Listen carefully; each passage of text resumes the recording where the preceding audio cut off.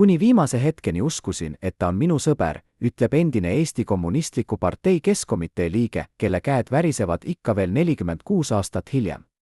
Mees, kes istus Johannes Käbini kõrval kümneid koosolekuid, kes nägi, kuidas esimene sekretär usaldas Karl Vainot nagu venda, kes oli tunnistajaks sellele, kuidas see usaldus muutus kõige julmemaks reetmiseks Nõukogude Eesti ajaloos.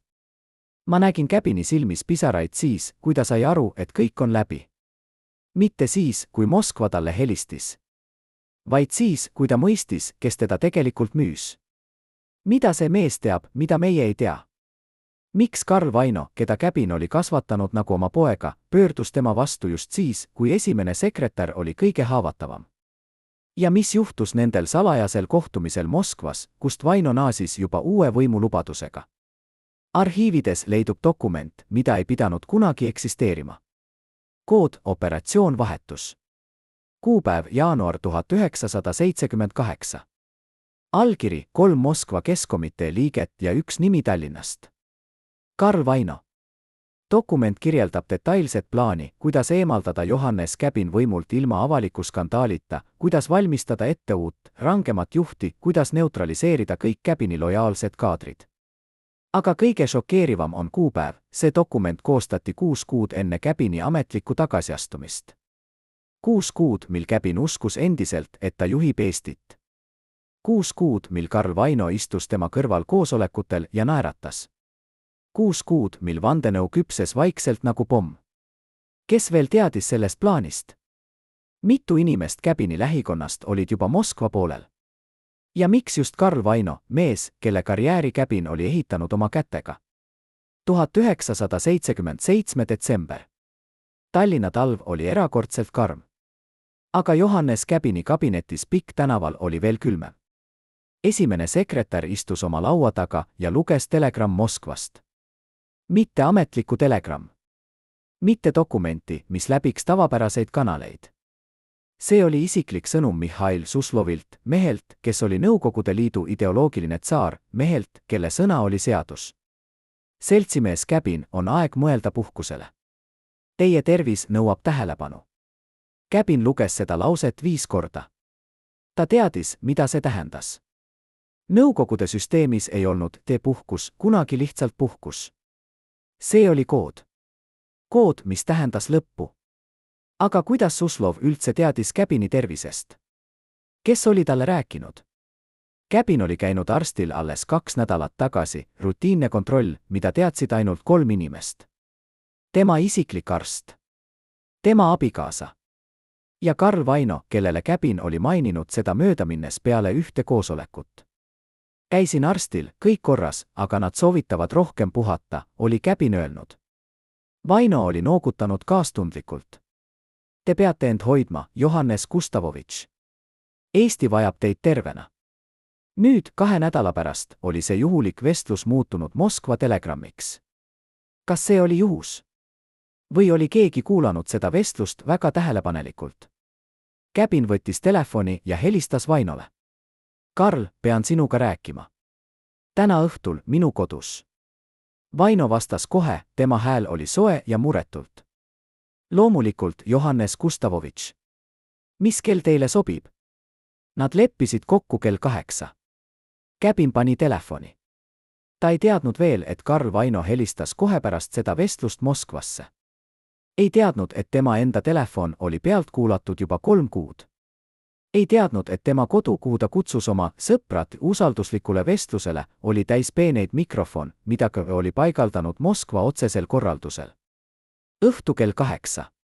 Käbini korter Nõmmel. Laud oli kaetud 2, tee, võileivad, midagi lihtsat. Käbin ei armastanud luksust kodus. Ta oli kasvanud vaestes oludes ja see oli jäänud temaga kogu eluks.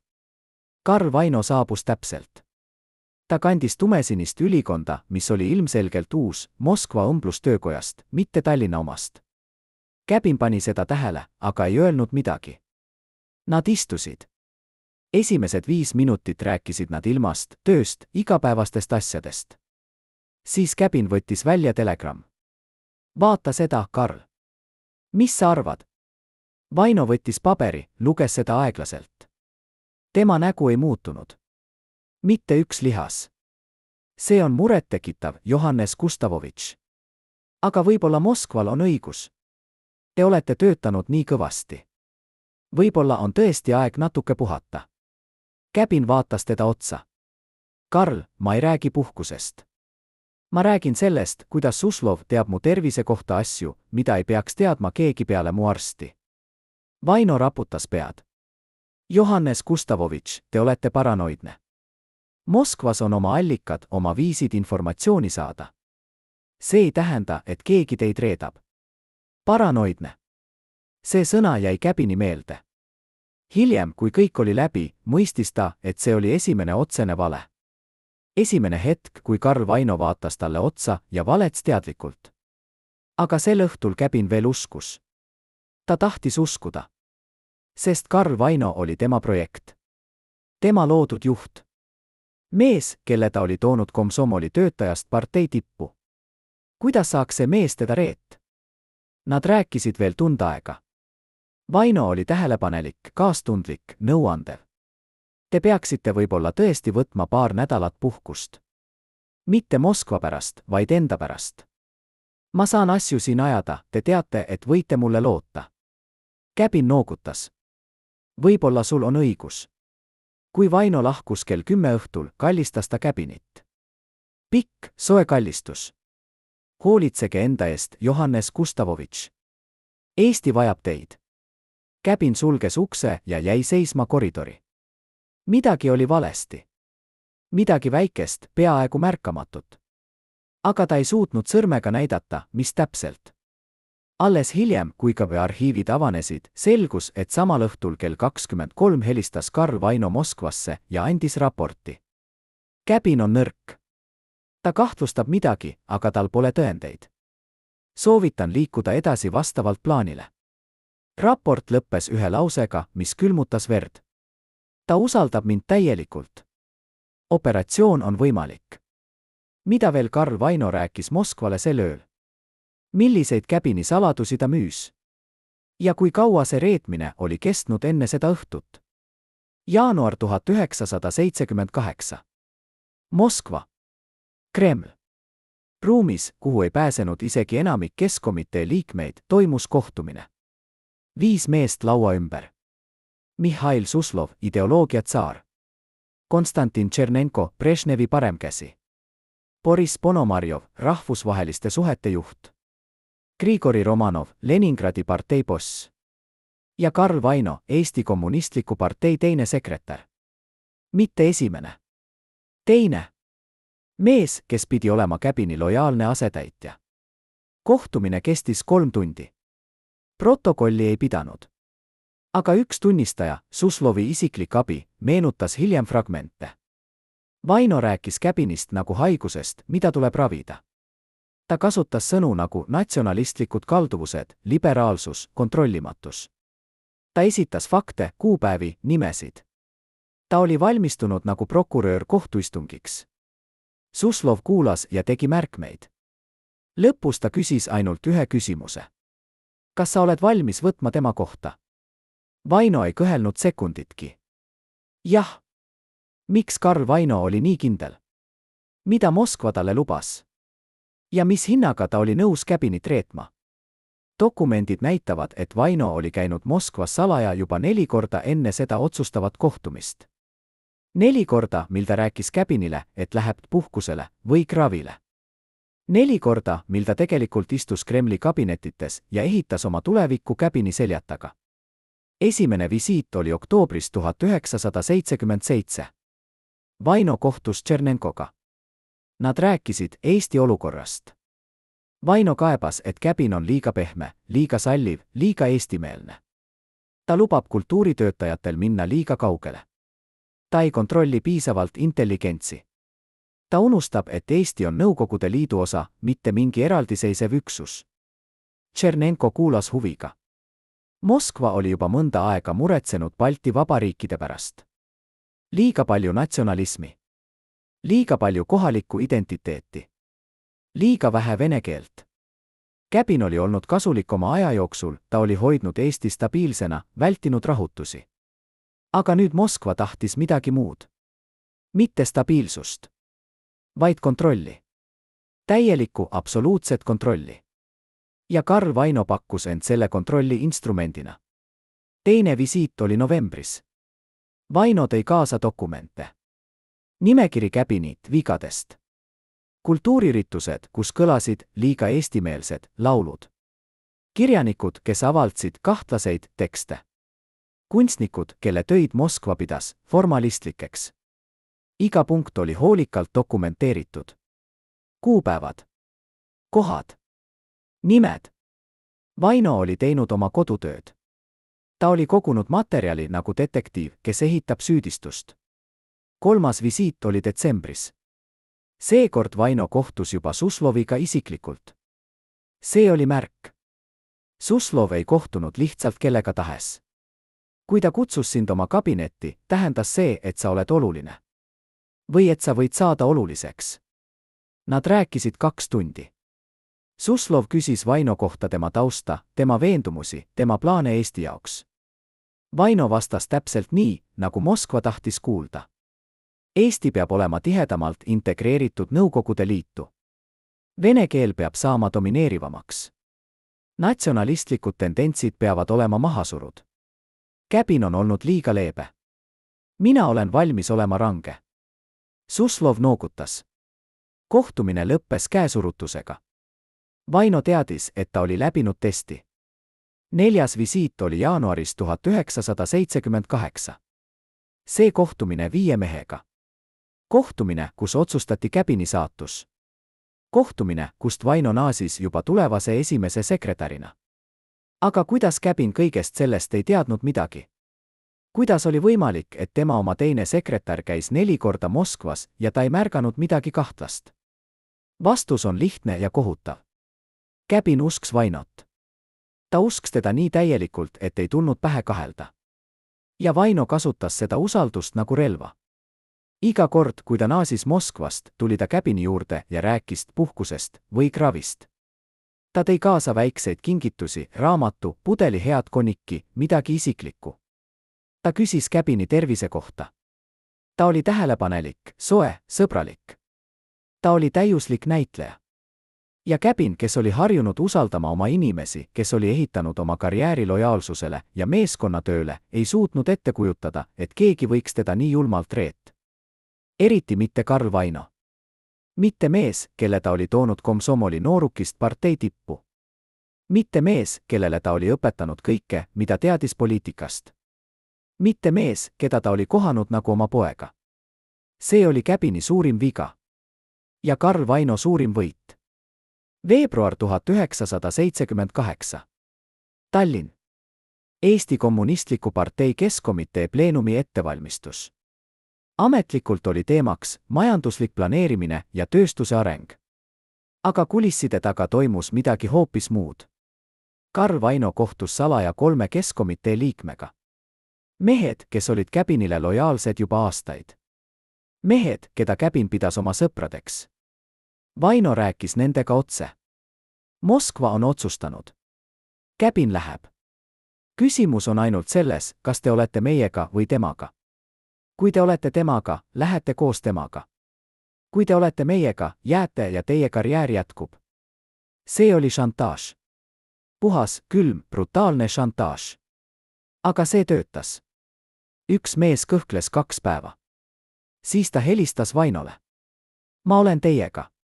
Teine mees ei kõhelnud üldse. Mis ma pean tegema? 3. mees proovis hoiatada käbinit. Ta helistas esimesele sekretärile ja ütles ettevaatlikult. Johannes Gustavovitš, ma kuulsin kuulujutte. Moskvas räägitakse muutustest. Võib-olla peaksite olema ettevaatlik. Käbin naeratas telefonis. Karl, sa muretsed liiga palju. Moskva räägib alati midagi. See ei tähenda midagi. Aga see tähendas kõike. 3. mees, kes proovis hoiatada, sai 2 päeva hiljem kõne Vainolt. Ma kuulsin, et sa rääkisid käbiniga. See oli rumal. Väga rumal. Aga ma annan sulle veel ühe võimaluse. Unusta see vestlus. Ja ole pleenumil vait. Mees vaikis. Ta teadis, et tal pole valikut. Kui sa lähed Vaino vastu, lähed sa Moskva vastu. ja keegi ei lähe Moskva vastu ja jääb ellu. Pleenumipäev. Märts 1978. Saal oli täis. Kõik Keskkomitee liikmed. Kõik olulised parteitöötajad. Kõik, kes otsustasid Eesti saatust. Käpin istus presidendiumis. Ta nägi väsinud välja. Viimased kuud olid olnud rasked. Moskva surve. Tervisemured. Aga ta uskus endiselt, et ta kontrollib olukorda. Ta ei teadnud, et selles saalis oli juba 30 inimest, kes olid Vainoga kokku leppinud. 30 inimest, kes ootasid ainult signaali. Päevakord algas tavaliselt. Majandusaruanded. Tööstuse näitajad. Igav, rutiinne, ametlik.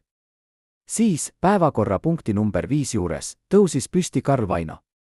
Ta palus sõna. Käpin andis talle sõna ilma kahtluseta.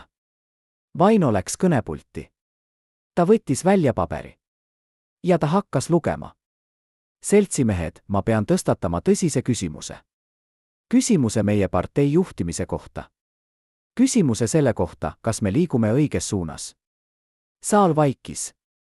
Käpin vaatas Vainot üllatunult. Mis see oli? Vaino jätkas. Viimased aastad on näidanud murettekitavaid tendentse. Natsionalistlikud meeleolud on kasvanud. Vene keele positsioon on nõrgenenud. Kultuuriline liberaalsus on läinud liiga kaugele. Ja see kõik on juhtunud meie juhtkonna teadmisel ja nõusolekul. Käpin hakkas mõistma. See ei olnud majandusaruanne. See oli rünnak. Rünnak tema vastu. Vaino rääkis 20 minutit. Ta tsiteeris fakte. Ta nimetas nimesid. Ta kirjeldas vigud ja kõrvalekaldeid.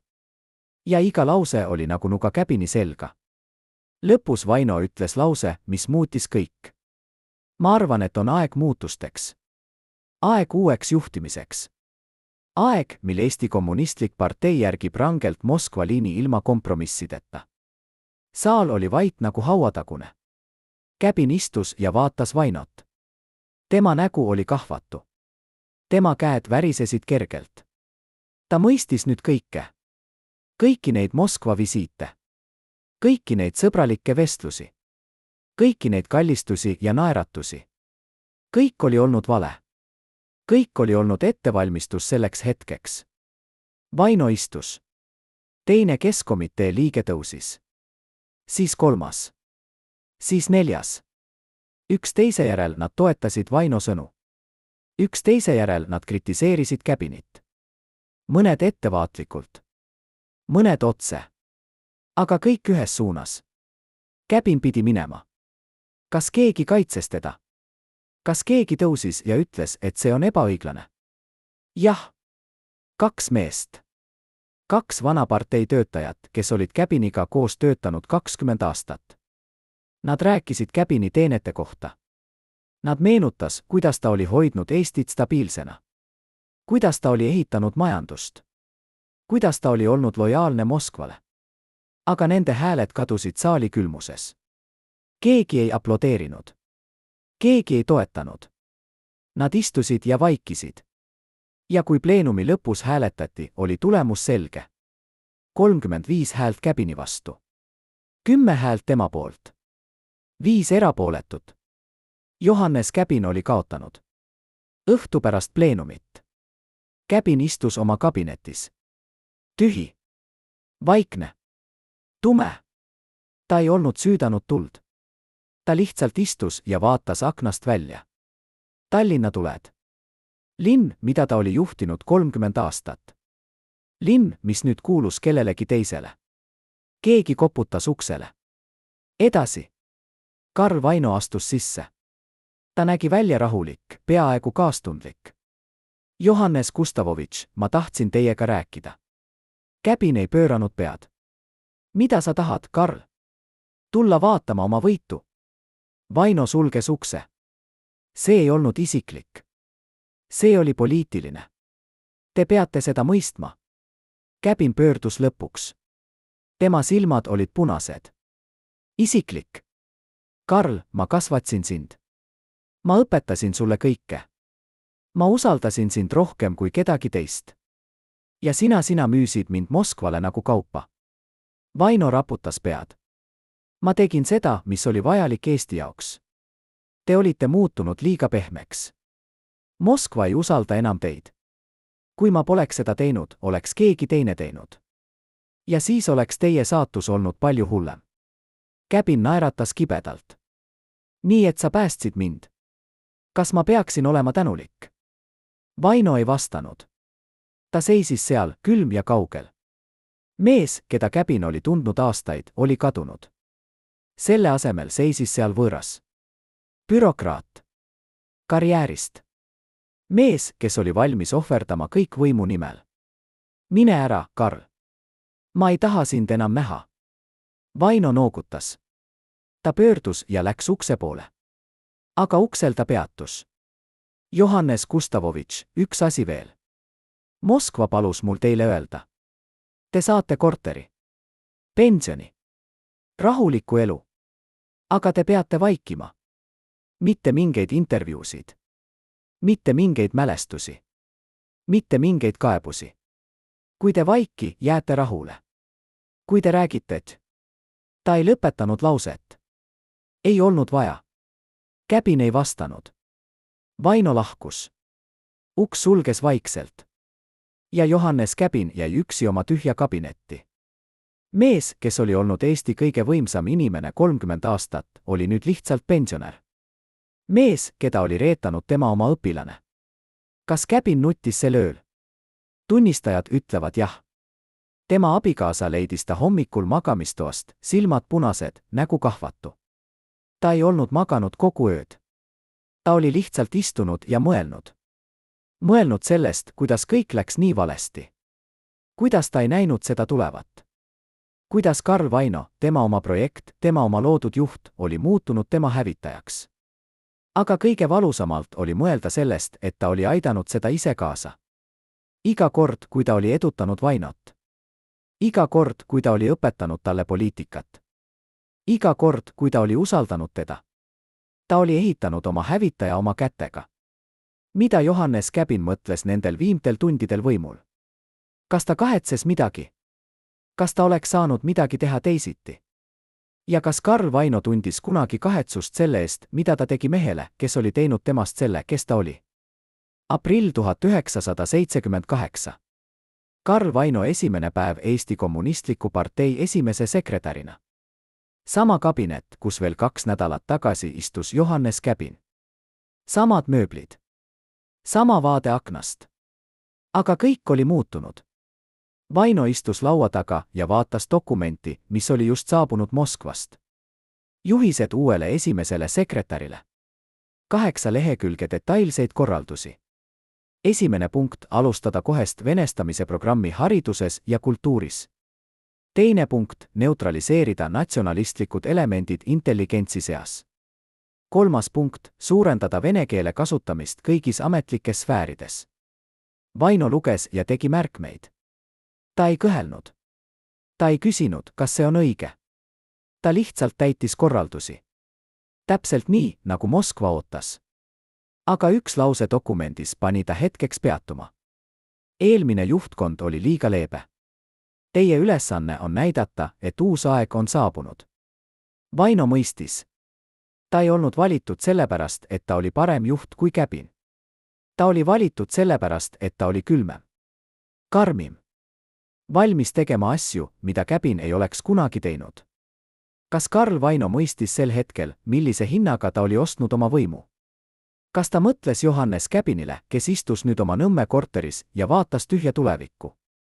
Või oli ta juba unustanud mehe, kelle ta oli reetanud? Samal päeval, kui Vaino luges Moskva juhiseid, helistas talle telefon. Mihhail Suslov. Seltsimees Vaino, õnnitlen teid ametisse asumisega. Moskva ootab teilt tulemusi. Kiireid tulemusi. Vaino vastas kindlalt. Te saate neid, seltsimees Suslov. Ma luban. Suslov oli rahul. Hea. Ja veel üks asi. Johannes Käbin. Ta peab jääma vaikseks. Täiesti vaikseks. Kas ma võin loota teie peale selles küsimuses? Vaino ei kõhelnud. Jah. Ma kontrollin seda isiklikult. kontrollin isiklikult. Need sõnad tähendsid, et Karl Vaino võttis endale ülesande jälgida oma endist ülemust. Meest, kes oli teda kasvatanud. Meest, kes oli usaldanud teda nagu venda. Nüüd Vaino pidi olema tema vangivalvur. Tema vaigistaja. Tema kontrollija. Kuidas inimene muutub nii kiiresti? Kuidas mees, kes veel aasta tagasi naeratas Käbinile ja ütles, te olete mulle nagu isa, võib nüüd rääkida temast nagu vaenlasest? Kas see oli alati Vaino sees olnud? Või muutis võim teda? Mai 1978. Esimesed muudatused hakkasid tulema. Vaino kutsus kokku keskkomitee koosoleku. Teema: kultuuripoliitika range kontroll. Saalis istusid samad inimesed, kes 2 kuud tagasi olid hääletanud Käbini vastu. Nüüd nad kuulasid, kuidas Vaino selgitas uut liini. Seltsimehed, liberaalsuse aeg on läbi. Eesti kultuur peab teenima nõukogude ideoloogiat. Mitte Eesti natsionalismi. Mitte mingeid kompromisse. Kes ei mõista seda, leiab endale teise töö. Saalis oli vaikne. Keegi ei julgenud küsida. Keegi ei julgenud vaielda. Vaino jätkas. Ma olen koostanud nimekirja kultuuritöötajatest, kes vajavad erilist tähelepanu. Kirjanikud, kes kirjutavad liiga eestimeelselt. Kunstnikud, kes maalivad liiga natsionalistlikult. Lauljad, kes laulavad liiga palju eestikeelseid laule. Neid kõiki tuleb kontrollida. Ja kui vaja, siis peatada. Üks keskkomitee liige tõstis käe.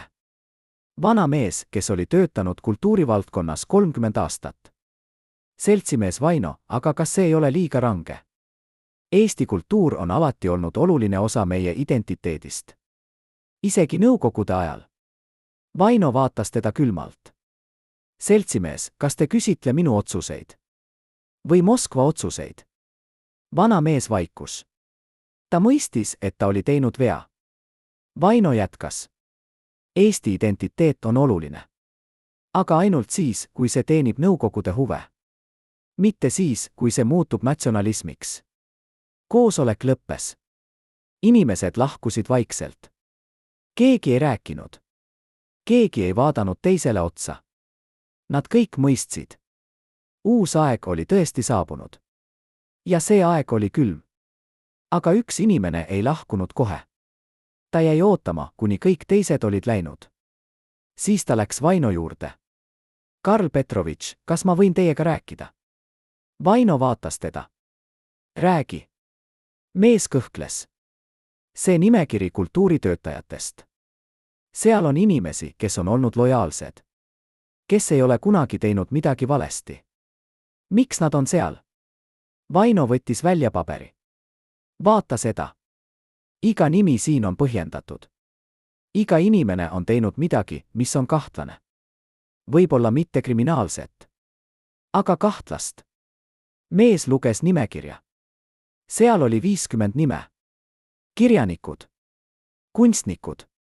Muusikud. Teatritöötajad. Mõned olid tuntud.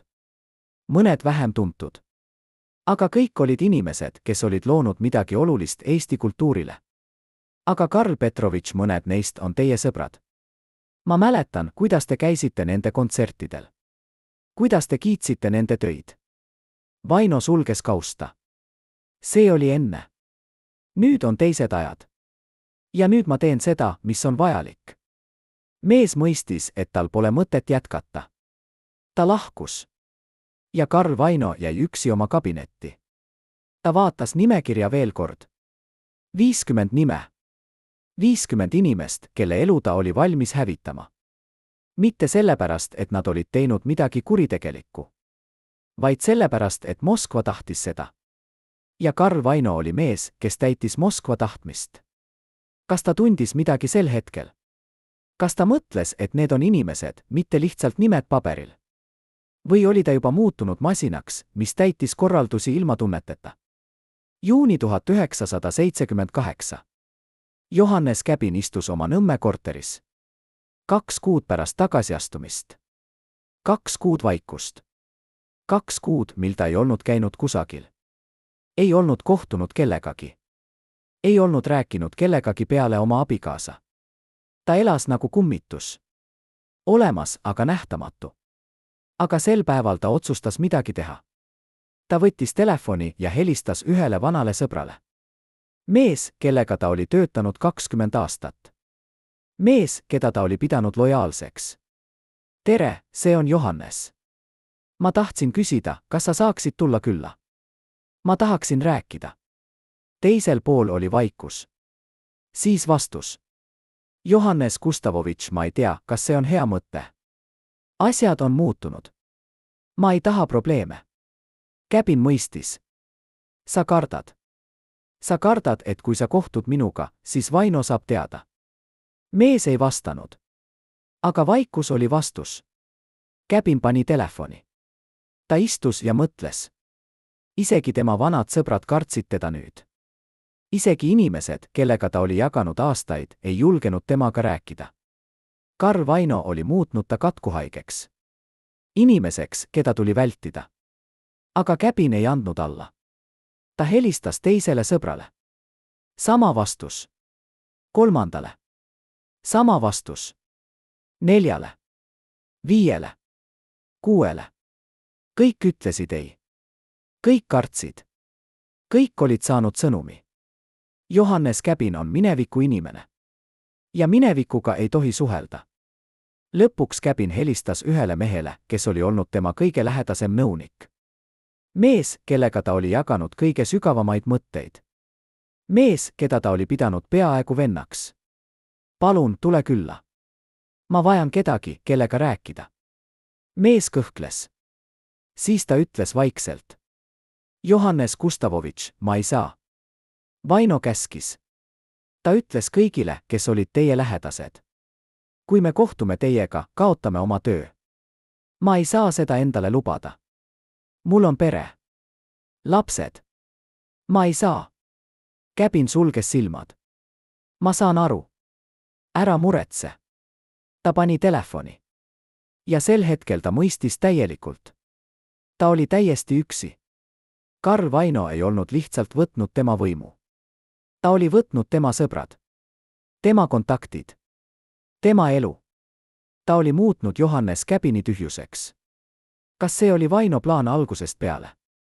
Mitte lihtsalt eemaldada Käbin võimult, vaid hävitada ta täielikult. Muuta ta inimeseks, kellel ei ole midagi ja kedagi.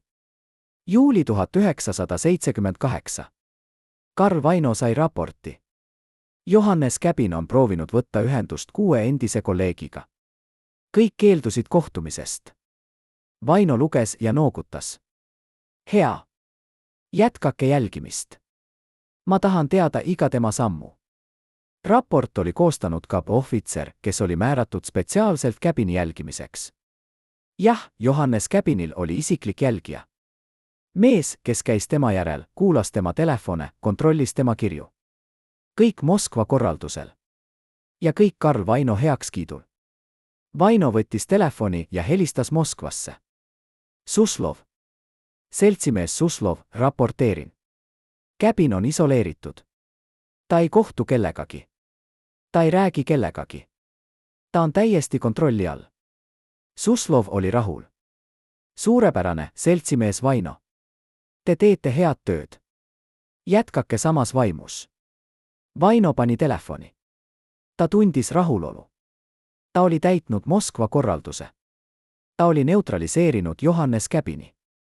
Mitte füüsiliselt, vaid psühholoogiliselt. Ta oli muutnud ta varjuks. Inimeseks, kes eksisteerib, aga ei ela. Aga kas Karl Vaino mõtles kunagi, et see inimene, keda ta nüüd hävitas, oli sama inimene, kes oli teinud temast selle, kes ta oli? Kas ta mäletas neid hetki, kui Käbin oli õpetanud talle poliitikat? Kui Käbin oli usaldanud teda? Kui Käbin oli kohanud teda nagu peret? Arhiivides on dokument, mis vastab sellele küsimusele. Vaino isiklik päevik. Jah, Karl Vaino pidas päevikut. Salajast päevikut, mida ta ei näidanud kellelegi. Päevikut, mis leiti alles pärast tema surma 1989 aastal. Seal on üks kanne juulist 1978. Täna sain raporti Käbini kohta. Ta on üksi. Ta ei kohtu kellegagi. Ma tean, et ma peaksin tundma kahetsust. Aga ma ei tunne. Ta oli nõrk. Ta ei mõistnud, et poliitikas ei ole ruumi sentimentaalsusele. Ma tegin seda, mis oli vajalik. Ja ma teeksin seda uuesti. Need sõnad näitavad Karl Vaino tõelist nägu. Mees, kes ei tundnud kahetsust. Mees, kes õigustas oma reetmist poliitilise vajalikkusega. Mees, kes oli muutnud oma südame kiviks. Aga päevikus on veel üks lause, mis on kirjutatud väiksema kirjaga. Peaaegu märkamatult. Mõnikord ma mõtlen, kas ta vihkab mind. Ja mõnikord ma loodan, et ta vihkab. Sest kui ta ei vihka, tähendab see, et ta lihtsalt ei hooli enam. Ja see oleks kõige hullem. Mida see lause tähendab? Kas Karl Vaino tahtis, et Käbin vihkaks teda? Kas ta tahtis mingit emotsionaalset reaktsiooni? Kas ta tahtis tõestada, et ta oli oluline, isegi kui see tähendas vihkamist? August 1978. Tallinna tänavatel hakkas tunduma muutust. Rohkem vene keelt. Rohkem vene kultuuri. Rohkem kontrolli. Karl Vaino poliitika hakkas avalduma. Eestikeelseid silte asendati venekeelsetega. Eestikeelseid saateid raadios ja televisioonis vähendati. Eestikeelseid koole hakati sulgema või ühendama venekeelsetega. Kõik see toimus vaikselt. Järk-järgult. Aga pidevalt. Inimesed märkasid. Aga nad ei rääkinud. Sest nad teadsid, et Karl Vaino ei sallinud kriitikat. Kes rääkis, kaotas töö. Kes protestis, läks vangi. Kes küsis küsimusi, sai vastuseks ka külaskäigu. Hirm oli muutunud igapäevaseks. Hirm, mida Johannes Käbin ei olnud kunagi kasutanud nii süstemaatiliselt. Käbin oli kontrollinud. Aga Vaino terroriseeris. Üks kultuuritöötaja, kes elas selle aja üle, meenutas hiljem. Käbini ajal me teadsime, kus on piirid. Me võisime mängida nende piiridega. Aga Vaino ajal ei olnud piire.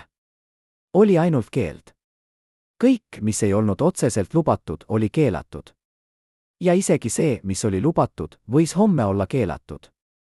September 1978. Johannes Käbin istus oma korteris ja luges ajalehte. Artikkel Karl Vaino uutest reformidest. Artikkel, mis kiitis tema otsustavat juhtimist ja selget visiooni. Artikkel, mis ei maininud Johannes Käbini nime kordagi. Nagu ta ei oleks kunagi eksisteerinud. Nagu 30 aastat Eesti juhtimist oleks olnud lihtsalt tühjus enne Karl Vaino saabumist. Käbin pani ajalehe. Ta tundis midagi, mida ta ei olnud tundnud kunagi varem.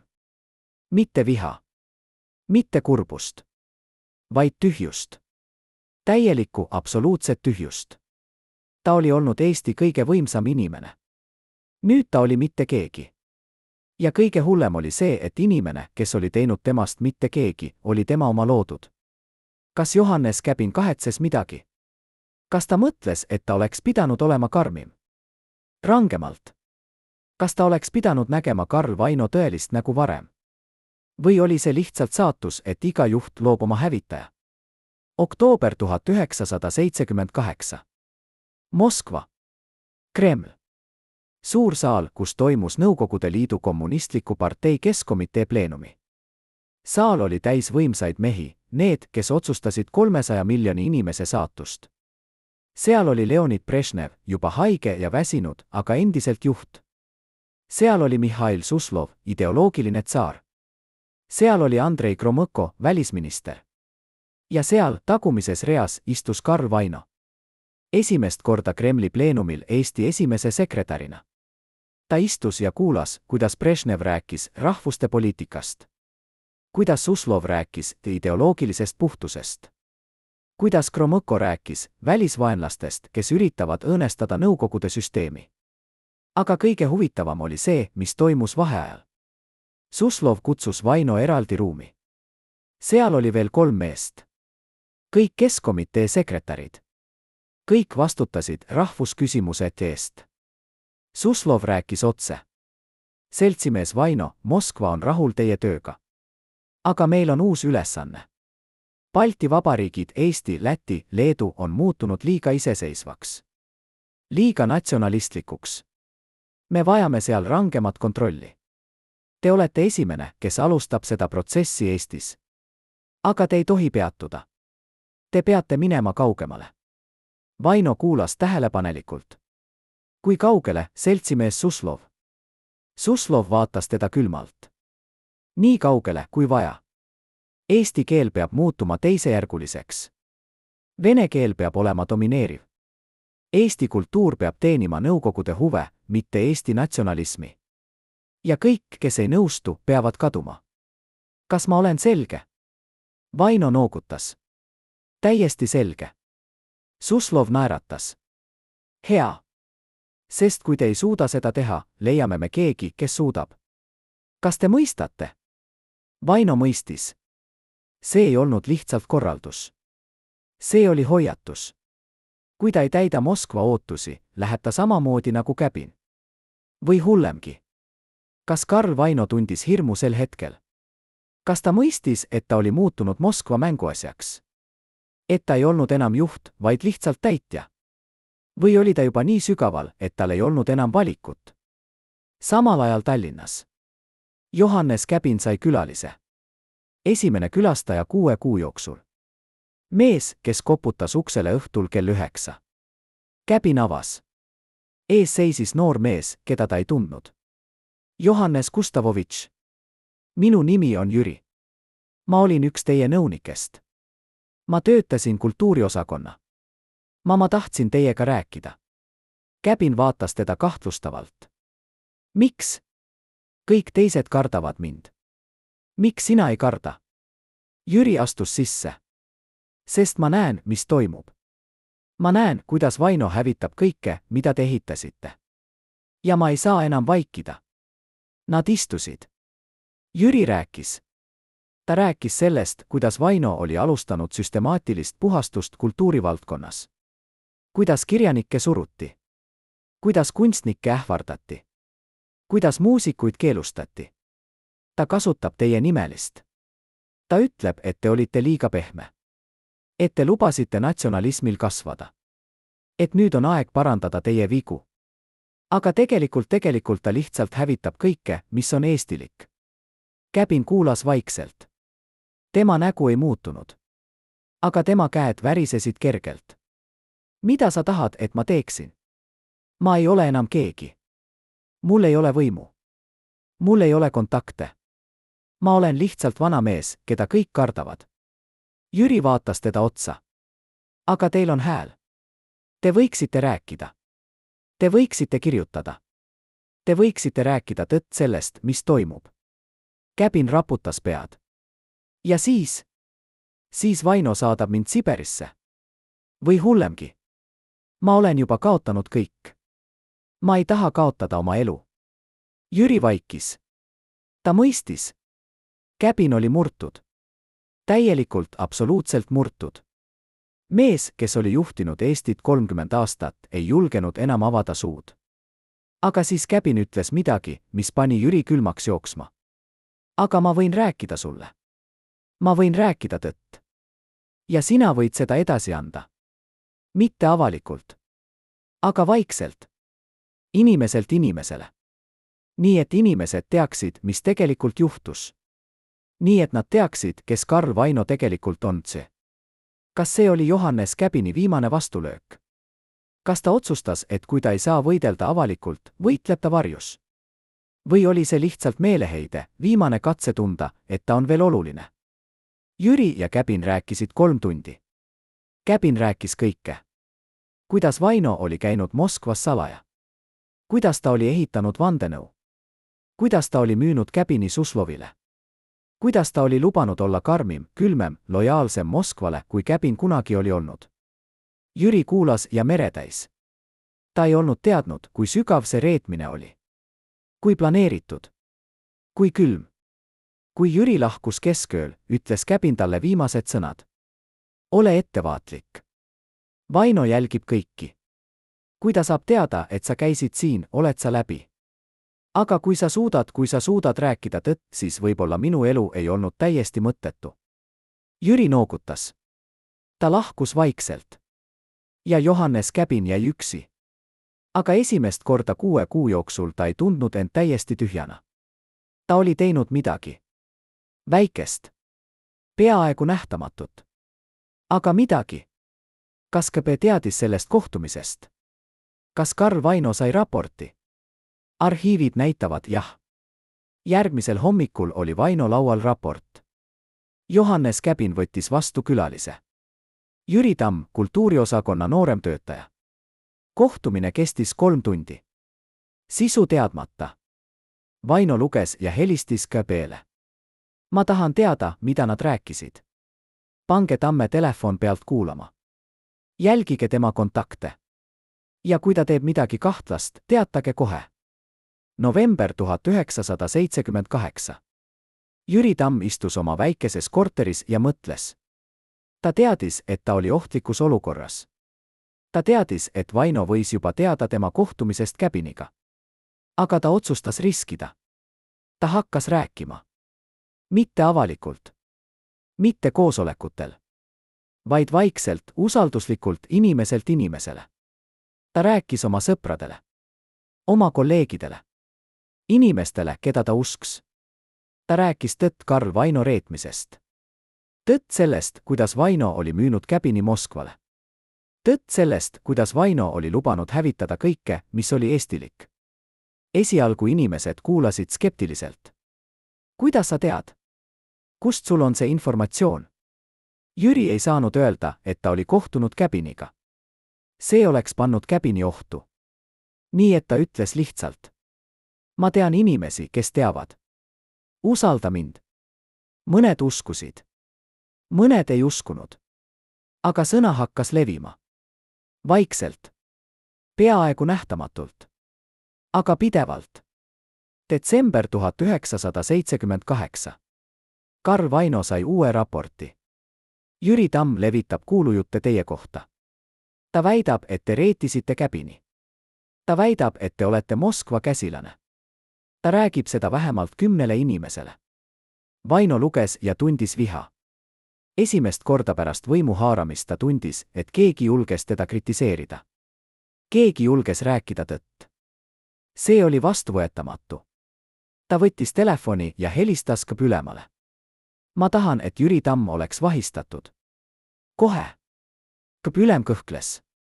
Millise süüdistusega, seltsimees Vaino? Me vajame mingit põhjust. Vaino mõtles hetke. Nõukogude korra vastane propaganda. Valetamise levitamine. Riigisaladuste avalikustamine. Vali üks. Või kõik 3. Lihtsalt tehke see. 2 päeva hiljem Jüri Tamm vahistati. Kell 6 hommikul. Ohvitserid tulid tema koju. Nad ei koputanud. Nad lihtsalt murdsid ukse. Jüri oli veel voodis. Nad tõmbasid ta välja, panid käed raudu, viisid musta autosse. Tema naine karjus. Tema lapsed nutsid. Aga keegi ei tulnud appi. Naabrid vaatasid akendest, aga ei teinud midagi. Nad teadsid. Kui tuleb, ei saa sa midagi teha. Jüri Tamm viidi Patarei vanglasse. Sama vangla, kus olid istunud 1000 eestlased enne teda. Sama vangla, kust paljud ei tulnud kunagi välja. Teda üritati 3 nädalat. Iga päev. Iga öö. KP tahtis teada, kust ta sai informatsiooni. Kes rääkis talle Käbinist? Kes oli tema allikas? Jüri ei rääkinud. Ta valets. Ta ütles, et ta lihtsalt kuulis kuulujutte. Et ta ei tea, kust need tulid. Et ta oli rumal ja uskus neid. Aga KP ei uskunud. Nad jätkasid. Nad kasutasid meetodeid, mida ei saa kirjeldada. Meetodeid, mis murdsid inimesi. Aga Jüri ei rääkinud. Ta kaitses Johannes Käbinit viimase hingamiseni. Kas Johannes Käbin teadis, mis juhtus Jüri Tammega? Jah. Ta luges ajalehest väikest teadet. Kultuuriosakonna töötaja vahistatud Nõukogude korra vastase propaganda eest. Käbin mõistis kohe. See oli tema süü. Tema vestlus Jüriga oli viinud selle noore mehe vanglasse. Võib-olla surmani. Käbin istus oma korteris ja nuttis. Esimest korda pärast tagasiastumist ta nuttis avalikult. Tema abikaasa leidis ta magamistoast, pea käte vahel, keha värisemas. Mis juhtus, Johannes? Käbin ei suutnud rääkida. Ta lihtsalt näitas ajalehte. Tema abikaasa luges ja mõistis. See ei ole sinu süü. Ta tegi oma valiku. Aga Gabin teadis paremini. See oli tema süü. Ta oli tahtnud võidelda. Ta oli tahtnud, et tõde tuleks välja. Aga hind oli liiga kõrge. Liiga kõrge.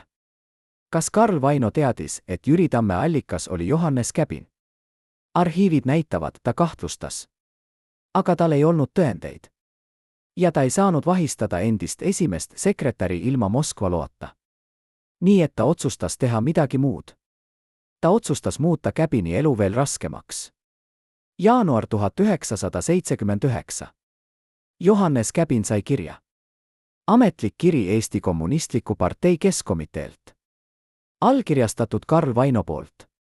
Seltsimees Gabin on jõudnud meie teadmiseni, et te olete levitanud valeinformatsiooni partei juhtimise kohta.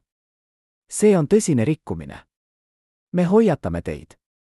Kui selline tegevus jätkub, võtame kasutusele kõik vajalikud meetmed. Gabin luges kirja 5 korda. Iga sõna oli valitud hoolikalt. Valeinformatsioon. Tõsine rikkumine. Kõik vajalikud meetmed. See oli ähvardus. Selge, otsene ähvardus. Vaino ütles talle, vaiki või lähed vanglasse. Või hullemgi. Gabin võttis paberi ja pliiatsi. Ta hakkas kirjutama vastust. Seltsimees Vaino, ma ei ole levitanud mingit valeinformatsiooni. Ma olen elanud vaikselt oma kodus. Ma ei ole kohtunud kellegagi. Ma ei ole rääkinud kellegagi. Kui keegi levitab kuulujutte, siis see ei ole minu süü. Ta luges, mida ta oli kirjutanud. Siis ta rebis paberi katki. Ta ei saada seda kirja. Sest ta teadis, et iga sõna, mida ta kirjutab, võib olla kasutatud tema vastu. Iga lause võib olla tõlgendatud kui Nõukogude korra vastane tegevus. Nii et ta otsustas vaikida. Täielikult vaikida. Mitte vastata. Mitte kaitseda end. Lihtsalt aktsepteerida. Aktsepteerida, et ta oli kaotanud. Täielikult, absoluutselt kaotanud. Kas see oli Johannes Gabini lõplik allakäik? Hetk, kui ta loobus võitlemisest? Või oli see lihtsalt tarkus, mõistmine, et mõnikord ainus viis ellu jääda on vaikida? Veebruar 1979. Karl Vaino andis intervjuu Pravdale. Moskva peamine ajaleht. Ajaleht, mida luges kogu Nõukogude Liit. Intervjuu pealkiri Eesti uus tee, range juhtimine ja ideoloogiline puhtus. Vaino rääkis oma saavutustest. Kuidas ta olid parandanud eelmise juhtkonna vigu? Kuidas ta oli tugevdanud Nõukogude võimu Eestis? Kuidas ta oli võidelnud natsionalistlike tendentside vastu? Aga kõige huvitavam oli üks lõik. Eelmine juhtkond oli kaotanud kontrolli. Nad lubasid kultuuril minna liiga vabaks. Nad lubasid intelligentsil mõelda liiga iseseisvalt. Nad unustasid, et Eesti on Nõukogude Liidu lahutamatu osa. Mina ei tee seda viga. Mina tean, et range käsi on ainus viis hoida stabiilsust. Johannes Gabin luges seda intervjuud. Iga sõna oli nagu nuga. Eelmine juhtkond. Mitte seltsimees Gabin. Mitte eelmine esimene sekretär. Lihtsalt eelmine juhtkond. Nagu ta oleks olnud mitte inimene, vaid lihtsalt periood. Periood, mis oli nüüd läbi. Periood, mida tulid parandada. Aga kõige valusam oli see, et Vaino ei valetanud täielikult. Gabin oli tõesti olnud pehmem. Ta oli tõesti lubanud kultuuril hingata. Ta oli tõesti uskunud, et võib olla Nõukogude juht ja samal ajal kaitsta Eesti identiteeti. Aga nüüd see näis naiivne. Lapsik. Rumal. Kas Johannes Gabin kahetses oma pehmust? Kas ta mõtles, et ta oleks pidanud olema nagu Vaino, külm, karm, lojaalne ainult Moskvale? Või oli ta uhke selle üle, et ta oli püüdnud olla teistsugune, isegi kui see lõppes läbikukkumisega? Märts 1979. Jüri Tamm mõisteti süüdi. Kohus kestis 1 päev. Süüdistus, Nõukogude korra vastane propaganda ja valetamise levitamine. Karistus 5 aastat paranduslaagrit. Jüri kuulas otsust vaikselt. Ta ei protestinud. Ta ei karjunud. Ta lihtsalt noogutas. Ta teadis, et see oli tulemas. Aga enne kui ta viidi ära, ta ütles kohtunikule ühe lause. Ma ei kahetse midagi. Tõde on tõde, isegi kui te seda ei taha kuulda. Kohtunik lõi vasaraga. Viige ta ära. Jüri Tamm viidi Siberisse. Laager, kus temperatuur langes talvel –40 kraadini. Laager, kus inimesed surid nälga ja külma kätte. Laager, kust väga vähesed tulid tagasi. Johannes Käbin ei teadnud täpselt, mis Jüriga juhtus. Aga ta kahtlustas. Ja see teadmine sõi teda seestpoolt. Ta oli tahtnud võidelda. Ta oli tahtnud, et tõde tuleks välja. Aga hind oli olnud noore mehe elu. Kas see oli seda väärt? Kas miski oli seda väärt? Aprill 1979. Karl Vaino sai kutse Moskvasse. Mitte tavalisele koosolekule, vaid isiklikule kohtumisele Leonid Brežneviga, Nõukogude Liidu juhiga. See oli suur au. Väga vähesed said kohtuda Brežneviga isiklikult. Vaino sõitis Moskvasse täis ootust.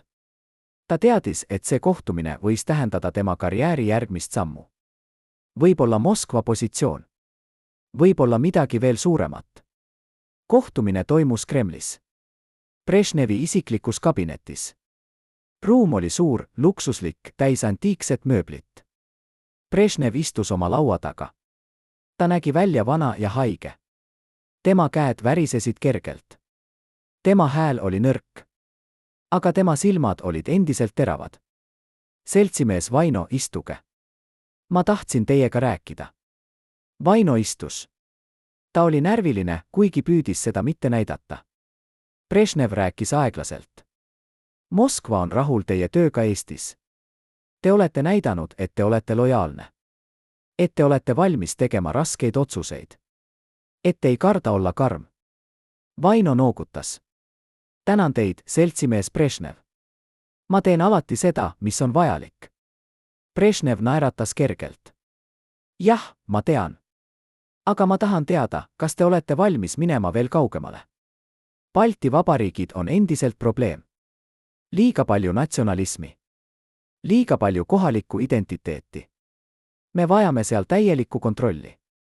Täielikku integratsiooni Nõukogude Liitu. Kas te olete valmis seda juhtima? Vaino mõistis. Brežnev pakkus talle suuremat rolli. Mitte ainult Eesti, vaid kogu Balti piirkond. See oli tohutu võimalus. Aga ka tohutu vastutus. Jah, seltsimees Brežnev. Ma olen valmis. Brežnev noogutas. Hea. Aga pidage meeles, see ei ole lihtne töö. Te peate olema valmis ohverdama. Valmis tegema asju, mis ei ole populaarsed. Valmis olema vihatud. Kas te olete valmis selleks? Vaino ei kõhelnud. Jah. Kas Karl Vaino mõistis sel hetkel, mida ta lubas? Kas ta mõistis, et ta oli muutumas mitte lihtsalt juhiks, vaid sümbooliks? Sümbooliks kõigele, mida inimesed vihkasid Nõukogude süsteemis. Või oli ta nii pime võimu poolt, et ta ei näinud enam midagi muud? Mai 1979. Johannes Käbin sai veel ühe külalise. Seekord keegi, keda ta ei oodanud. Tema endine isiklik abi. Mees, kes oli töötanud temaga 20 aastat. Mees, kes oli olnud tema kõige lähedasem töötaja. Mees, kes oli hääletanud tema vastu pleenumil. Johannes Gustavovitš, ma pean teiega rääkima. Käbin vaatas teda külmalt. Miks? Et õigustada oma reetmist. Mees raputas pead. Ei. Et vabandada. Nad istusid. Mees rääkis. Ma tean, et ma reetisin teid. Ma tean, et ma oleksin pidanud seisma teie kõrval. Aga ma kartsin. Ma kartsin kaotada kõike. Ma kartsin, et mind saadetakse minema. Et mu pere kannatab. Nii et ma valisin end. Ja ma kahetsen seda iga päev. Käbin kuulas vaikselt. Siis ta küsis. Aga kas sa teeksid teisiti, kui saaksid valida uuesti? Mees vaikis pikalt. Siis ta ütles ausalt. Ma ei tea. Ma tahan arvata, et jah. Aga ma ei tea. Hirm on võimas asi. Käbin noogutas. Vähemalt sa oled aus. see on rohkem, kui ma võin öelda paljude teiste kohta. Nad rääkisid veel tund. Mees rääkis, mis toimus parteis. Kuidas Vaino oli muutnud kõike. Kuidas inimesed kartsid. Kuidas keegi ei julgenud rääkida. See on nagu elamise all jää all. Sa hingad, aga sa ei ela. Kui mees lahkus, ütles Käbin talle. Tänan, et tulid. See tähendab rohkem, kui sa arvad. Mees noogutas. Ma ei tea, kas see muudab midagi. Aga ma tahtsin, et te teaksite, mitte kõik meist ei ole unustanud, mida te tegite. Mitte kõik meist ei usu Vaino valetusi. Kas see vabandus muutis midagi Johannes Käbini jaoks? Kas see andis talle mingit lohutust? Või oli see lihtsalt veel üks meeldetuletus sellest, kui paljud olid teda reetanud?